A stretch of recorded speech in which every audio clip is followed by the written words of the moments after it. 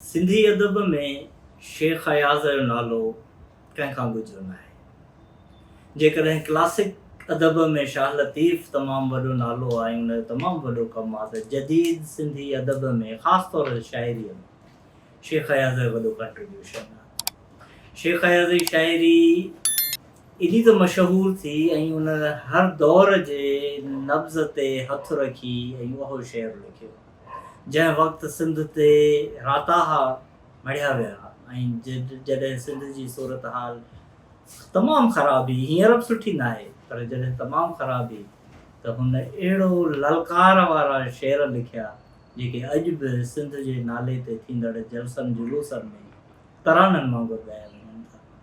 अयाज़ जी तोड़े जो रोमानवी शाइरी बि तमामु ख़ूबसूरत आहे, पर इनकलाबी ऐं मज़ामती शाइरी उनखे अॼु बि सिंध जो नौजवान ॾाढो पसंदि करे थो। उन ई रंग जो हिकिड़ो ग़ज़ल मुंहिंजे आॾो आहे, मां तव्हां सां उहो वंडियां थो।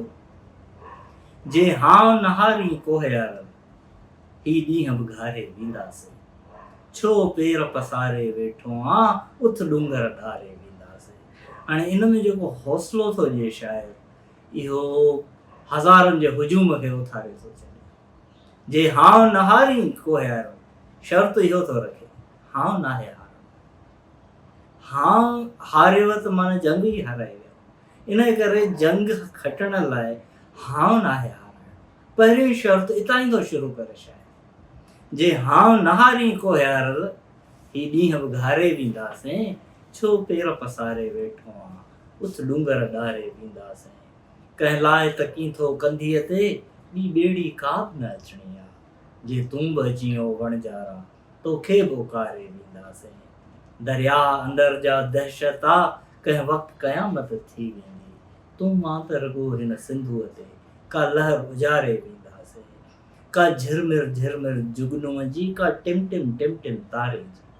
हाणे इहा बि शाइराणो कमाल आहे। ॻाल्हि त हू चवे थो, हौसलो ॾियारे थो पंहिंजे पढ़ंदड़ खे, पंहिंजे किरदारनि खे, पंहिंजे माण्हुनि खे, पर उहो केॾे आर्ट जी ख़ूबसूरतीअ सां बयानु थो करे जो उहा ॻाल्हि खहरी न लॻे पर अञा बि मिठड़ी लॻे, जेका ॿुधी माण्हू अञा हिरखे, अञा उनजो हौसलो वधे। का झिरमिर झिरमिर जुगनूअ जी, का टिम टिम टिम टिम तारे जी, घनघोर घटा जो घेरो आहे, कंहिंजे त सहारे वेंदासीं। सो कंहिंजे न कंहिंजे सहारे ते अॻिते वधिणो आहे। कॾहिं झिरमिर जुगनूअ जी असां, कॾहिं टिम टिम तारे जी असां, घनघोर घटा जो घेरो बि आहे, पर पोइ बि उकारे वेंदासीं, अॻिते वधंदासीं। आ मरणो हर कंहिं माण्हूअ खे, पर हीअं न मरंदासीं असां। मरणो त हर कंहिंखे आहे, जेको ॼाओ आहे उहो मरणो आहे। तिबी ज़िंदगी सभिनी जी पूरी थियणी आहे, पर इस्पताल जे बेड ते नलकियूं लॻंदे ऐं मरी वञिजे, इन खां सुठो न आहे त कुझु करे वञिजे, को ॿारणु ॿारे वञिजे। इहो त चए त आ मरणो हर कंहिं माण्हूअ खे, पर ईअं न मरंदासीं साथी, का आग लॻाए वेंदासीं, को ॿारणु ॿारे।